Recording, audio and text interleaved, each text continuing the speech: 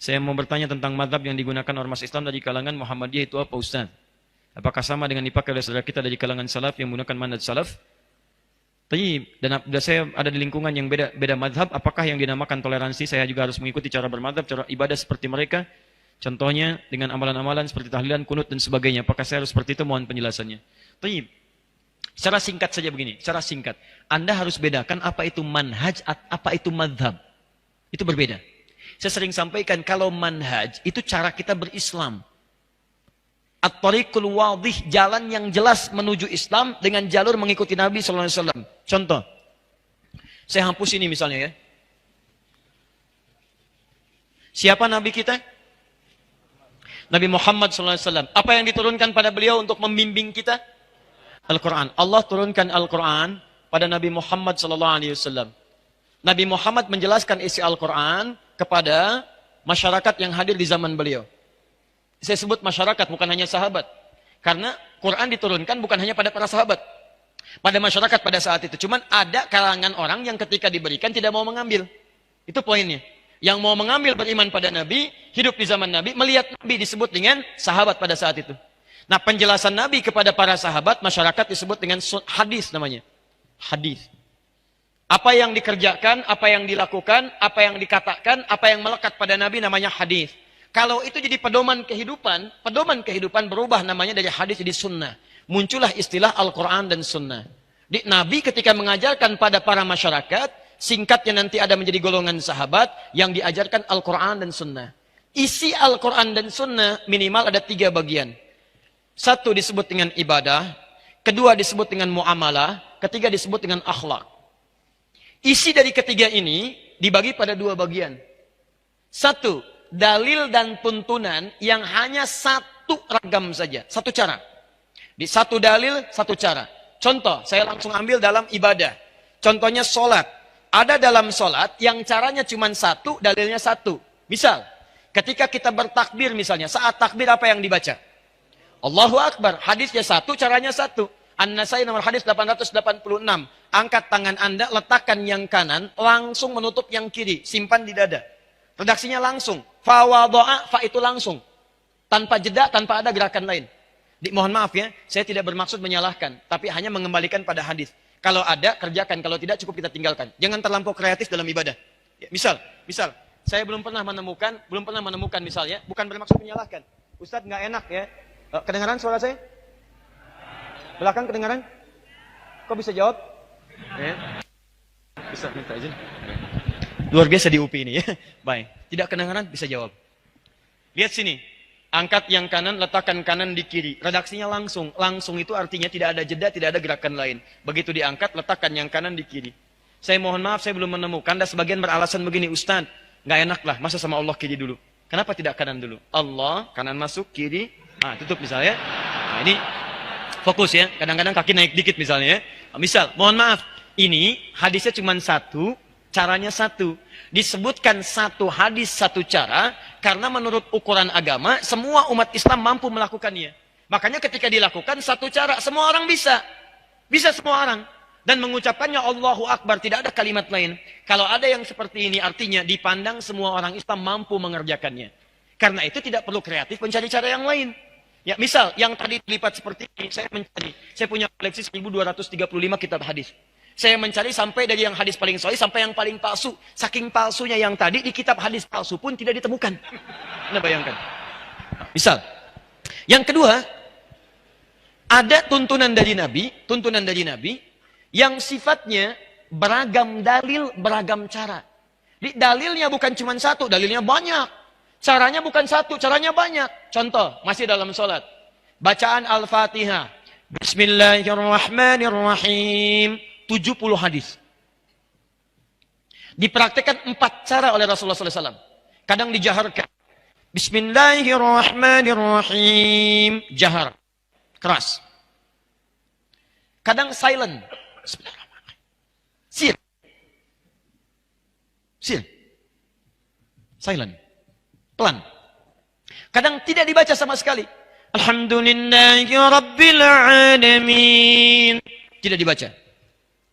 Kadang dibaca rakaat pertama, selanjutnya tidak dibaca lagi.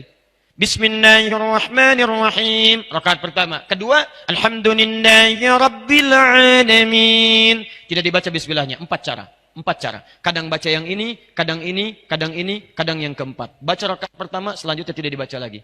Teman-teman, kenapa ada 4 tuntunan ini? Karena ada kisah sebelumnya.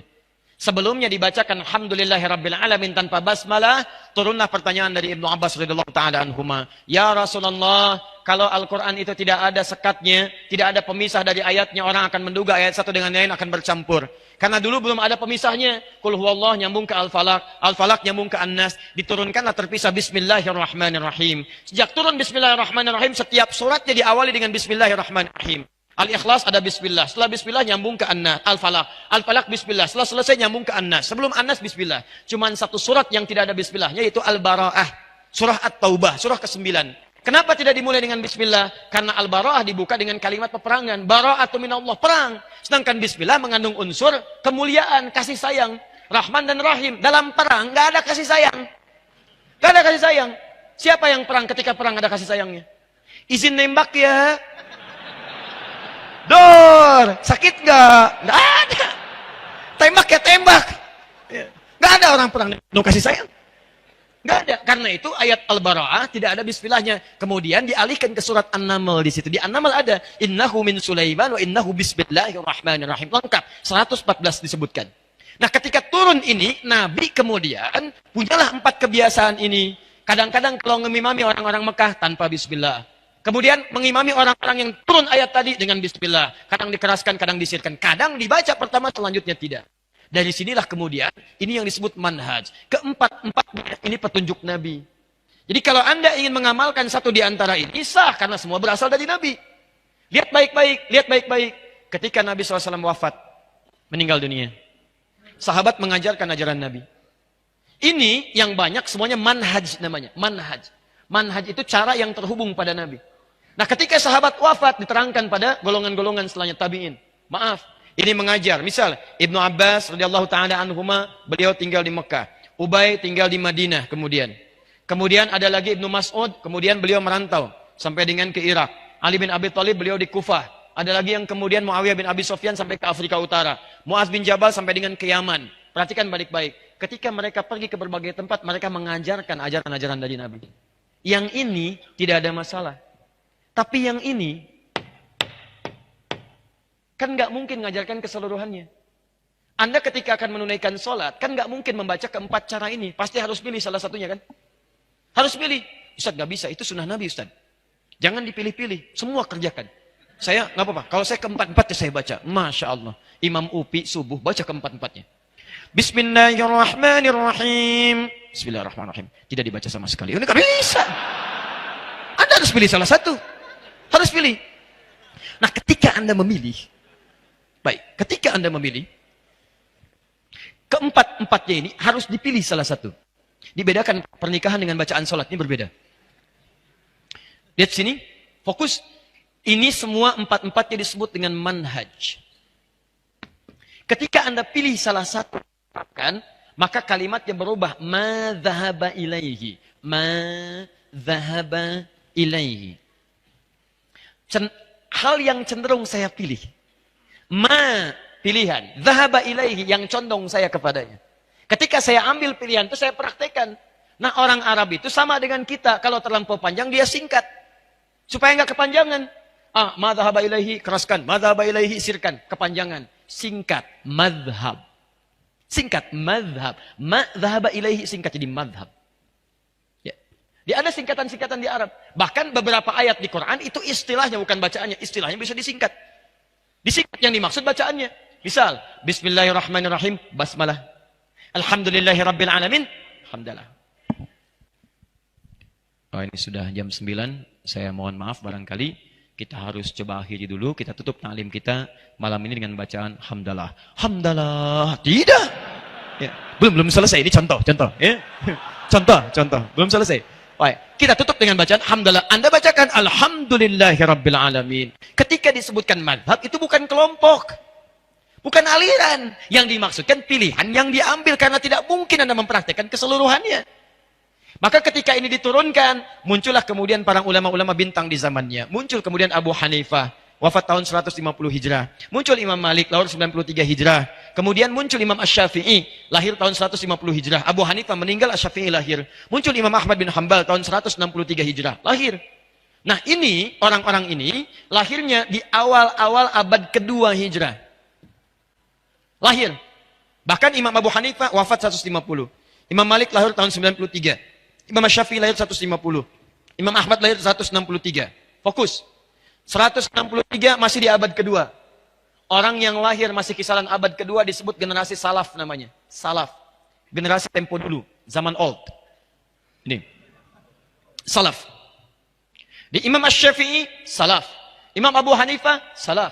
Imam Malik, salaf. Imam Ahmad, salaf. Nah, imam-imam ini, kenapa mereka cukup terkenal? Karena mereka merangkum ajaran-ajaran para sahabat yang bersumber dari Nabi, ke masa mereka bukan hanya dengan ingatan, tapi dengan tulisan. Dulu orang belajar dengan ingatan, saking kuat ingatannya luar biasa Pak. Ingat luar biasa. Tapi masa setelahnya kan beda. Semakin meluas, semakin beragam, semakin tipikalnya berubah, semakin memiliki kekuatan yang berbeda-beda dalam ingatan. Maka para imam ini selain kuat ingatannya, mereka juga menuliskan ingatan mereka dalam bentuk kitab-kitab. Terjagalah ajaran itu dalam kitab mereka. Ini yang menyebabkan itu menyebar keseluruhannya. Tapi persoalannya, Imam Abu Hanifah nggak mungkin praktekkan keempat-empatnya. Dia harus pilih salah satu. Ketika memilih disebut dengan mazhab Abu Hanifah, dikenal dengan Hanafi. Imam Malik memilih untuk tidak baca bismillah, dikenal dengan Maliki, mazhab Maliki, pilihan Imam Malik. Imam Asy-Syafi'i pilih dijaharkan, disebut dengan mazhab Syafi'i, pilihan Imam Asy-Syafi'i. Imam Ahmad menengahi di antara keduanya, pakai sir, silent, ya, disebut dengan mazhab Hambali, pilihan Imam mazhab bin Ahmad bin Hambal. Di ketika disebutkan mazhab bukan kelompok, tapi pilihan para imam ini. Dan mereka tahu keseluruhannya, cuma harus memilih mana yang dipraktikkan. Nah, persoalannya adalah ketika imam ini mengajar, disampaikan generasi setelahnya, generasi setelahnya sampai ke kita. Menyebarlah sekarang. Mazhab Abu Hanifah ada di sekitaran Asia Selatan, India, Pakistan, sampai ke timur jauh di Cina. Kemudian Imam Malik sekarang dulu di Madinah. Kemudian menyebar setelah itu sampai ke Afrika Utara. Libya, Tunisia, Maroko, Aljazair. Ya, kemudian sampai dengan nyebrang sedikit Mediterania, Italia, Prancis, sampai ke Spanyol, itu Maliki. Syafi'i ada di kisaran Syam, Syria, sampai sebagian di Mesir, sampai Asia Tenggara. Kemudian Ahmad bin Hanbal, Hambali, itu kisaran Teluk, terutama Saudi. Ya, di kerajaan Arab Saudi, mazhabnya Hambali, bermadhab, Hambali mazhabnya. Makanya jangan kaget ketika ke sana, bismillahnya disirkan. Ketika ke Syria, bismillah dijaharkan. Kenapa? Karena yang dipraktekkan, ini prinsip. Semuanya semanhaj dengan Nabi. Madhabnya boleh berbeda, tapi manhajnya sama bersumber dari Nabi. Pertanyaannya, orang Indonesia masuk kemana? Orang tua kita luar biasa. Semua negara ini dikunjungi. Ada yang belajar ke Pakistan, ada yang ke India. Ada yang belajar kemudian ke Libya, ke Mesir, Tunisia, Aljazair, Maroko. Ada yang belajar kemudian Syafi'i ke Syam, ya ke Syria. Ada yang belajar sampai ke Saudi, ke Madinah, ke Ummul Qura. Pulang-pulang ke Indonesia, dibawa semua khazanah itu. Yang jadi masalah kadang, mohon maaf, kadang tidak disampaikan secara sempurna. Yang disampaikan apa yang dibawa aja. Inilah sumber pertama gagal paham dalam persoalan ini. Yang pulang dari Saudi misal, orang Surabaya datang ke Bandung, Bandung baru pulang dari ini, yang Mesir misalnya, di sana prakteknya Syafi'i, bismillah dijaharkan, yang di sana disirkan. Begitu datang ke sini, bismillahnya, misalnya maaf, tidak dijaharkan. Biasanya jahar jadi sir. Bismillah. Alhamdulillahi Rabbil Alamin. Bid'ah. Ini masalahnya. Saya pernah ditinggal di Mekah 2010. Saya tugas di Mekah, menerima jemaah haji pertama kali. Masuk sholat Isya, imamnya Syekh Sudes. Bismillahirrahmanirrahim. Alhamdulillahi Rabbil Alamin. Wih, imamnya Muhammadiyah. Loh, Muhammadiyah cabang Masjidil Haram. Luar biasa itu. Oh, Anda bayangkan. Bukan salah, sebenarnya cuma pengetahuan yang kurang masuk. Saya di Libya itu pernah mengajar beberapa siswa. Terus ada yang orang Indonesia. Saya bilang, ayo kumpul. Anda nanti gini ya, nanti ada liburan, Anda pulang ke Indonesia, coba lihat bagaimana karakteristik masyarakatnya, apa yang dibutuhkan. Pulang lagi ke sini, siapkan pelajaran supaya masyarakat yang perlukan itu bisa mendapatkannya. Jangan cuma belajar yang umum-umum, pelajari yang masyarakat Anda butuhkan. Kita bikin kelompok. Singkatnya setelah pulang dari liburan, saya tanya, Anda kemana kemarin? Saya ke daerah ini Ustaz. Apa yang terjadi? Saya tanya pertama kali, berapa jumlah orang Islamnya? Dijawab, Alhamdulillah Ustaz, 95% Muslim. 5%-nya apa Pak? Muhammadiyah. Nah, sama dengan pertanyaan ini. Nah, jadi, gini baik-baik, lihat. kita itu kalau semua bersumber dari Nabi, manhajnya sama, walaupun mazhabnya berbeda, bukan berarti kita beda. Tadi sepanjang jalurnya ke sini, ini kita orang ikut salaf. Salaf ini. Kita tidak mungkin mengikuti jalur kecuali lewat orang ini dulu. Ulama-ulama mulia, enggak mau, saya mau langsung, enggak mau mazhab. Saya mau langsung ke Nabi aja, Quran dan Sunnah. Anda pernah ketemu Nabi? Kapan Anda ketemu Nabi? Jadi semua orang yang Quran Sunnah akan kembali lewat sini dulu. Syekh Al-Albani ngambil turunan Ibnu Qayyim Al-Jauziyah, ngambil turunan Syekh Ibnu Taimiyah, ngambil turunan Imam Ahmad bin Hanbal, Hambali. Syekh Al-Albani, Hambali. Ya, Syekh Al-Buti, Asy-Syafi'i, Syekh Ar-Rabiti, Maliki, Syekh Dakhlawi, Abu Hanifah, ya, Hanafi, Ahnaf. Dari semua ini naik ke atas. Nah, orang yang mengikuti jalur ini ulama disebut dengan salaf. Setiap yang mengikuti, yang diikuti tambahkan i di ujungnya, i di salafi. Salafi itu artinya orang yang mengikuti jalur salaf. Jadi kalau Anda mengikut ini, Anda namanya salafi. Karena itu saya sering mengatakan, umat Islam itu seluruhnya salafi. Nggak ada yang tidak salafi. Kalau bukan salafi, dari mana Anda belajar? Karena kita pasti melalui jalur yang ini. Di salafi itu bukan kelompok, salafi itu bukan golongan. Golongan. Maaf ya, saya salafi. Kamu apa? Pengiri. Begitu diributkan. Paham ya? Jadi demikian adanya. Jadi nggak usah ribut lah. Ya, jadi sudah sepanjang kita satu manhaj, satu mazhab, itu yang bagus. Kalau mana tuh hati-hati. Akhi, maaf, kita beda manhaj. Beda manhaj. Berarti keyakinan kita beda di situ. Ada yang salah di situ. Jadi hati-hati teman-teman sekalian ya. Ya, maaf. Manhaj kita sama. Mazhab boleh berbeda. Tapi jangan sampai perbedaan itu membuat kita tidak bisa minum teh bersama. Hati-hati. Hanya karena beda satu kunut, satu tidak salaman. Assalamualaikum, besok aja. Besok aja, luar biasa. Waalaikumsalam. Ya, jadi kalau sudah seperti itu enak, nyaman. Akhi, Masya Allah. Syafi'i, Alhamdulillah. Antum apa? Hambali. Minum teh yuk? Ya, Masya Allah. Ayo silahkan. Baik. Gulanya bagaimana? Terlampau manis lah. Yang penting setia. Enak.